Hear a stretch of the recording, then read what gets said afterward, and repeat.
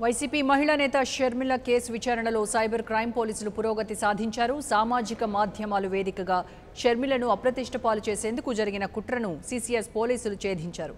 గుంటూరులో ఓ వ్యక్తిని అరెస్ట్ చేశారు. నిందితుడిపై సెక్షన్ 509 ఐపీసీ 67 ఐటీ యాక్ట్ కింద సీసీఎస్ పోలీసులు కేసు నమోదు చేశారు. విచారణ నిమిత్తం నిందితుడిని మరి కాసేపట్లో హైదరాబాద్కు తరలించున్నారు. దీనికి సంబంధించి పూర్తి ఇన్ఫర్మేషన్ మా ప్రతినిధి ఇనారెడ్డిని అడుగుదాం.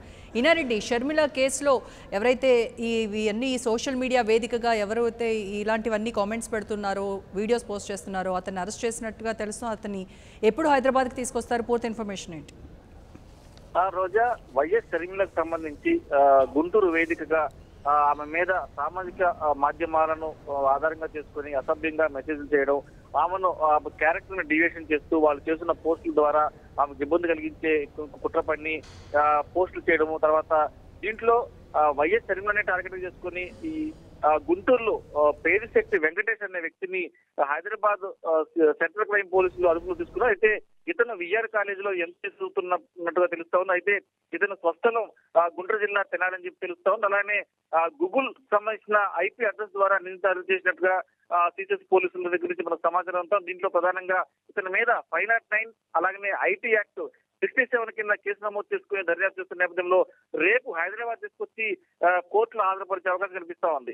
అయితే ఇతనితో పాటు గుంటూరులో కొంతమంది షర్మిలనే, అంటే షర్మిలకు సంబంధించి ఆమె క్యారెక్టర్ అసైన్ చేస్తూ ఆమెను ఇబ్బంది పాలు చేయడానికి కూడా కుట్ర పన్నుతూ వీళ్ళు ఈ రకమైన యాక్టివిటీస్ లో పాల్గొంటాం.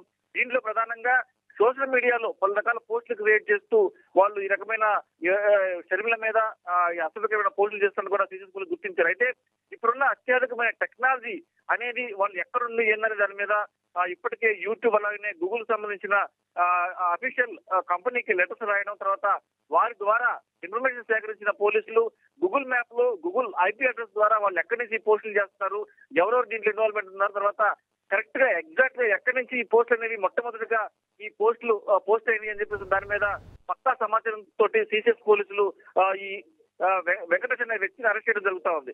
ఇదనే కాకుండా ఇతనితో పాటు మరి కొంతమంది సపోర్ట్ చేస్తా ఉన్నారన్న నేపథ్యం, అలాగనే ఈ వెంకటేష్ కు బ్యాక్గ్రౌండ్ గా ఉండి షర్మిల మీద అసభ్యకరమైన కామెంట్లు, తర్వాత ఇష్టం వచ్చినట్లు ఆమె క్యారెక్టర్ డిఫైన్ చేస్తూ వాళ్ళు చేసిన పోస్టులకు సంబంధించి ఈ వెంకటేష్ కు సహకరించింది ఎవరు, వెంకటేష్ కి బ్యాక్గ్రౌండ్ లో ఉన్న వ్యక్తులు దాని మీద కూడా ఇంకా పూర్తి స్థాయిలో సమాచారం రావచ్చు. రేపు ఉదయాన్నే హైదరాబాద్ కోర్టులో హాజరుపరిచిన తర్వాత తిరిగి సీసీఎస్ పోలీసులు తమ కస్టడీలో తీసుకొని పూర్తి వివరాలను సేకరించే అవకాశం కనిపిస్తుంది. ఏదైనప్పటికీ షర్మిల కేసులో ఒక మంచి పురోగతి సాధించినట్టు ఉంది. ఇంకా మరికొంతమంది కూడా అరెస్ట్ చేసే అవకాశం కనిపిస్తా ఉంది. రోజా, రైట్ ఇనారెడ్డి.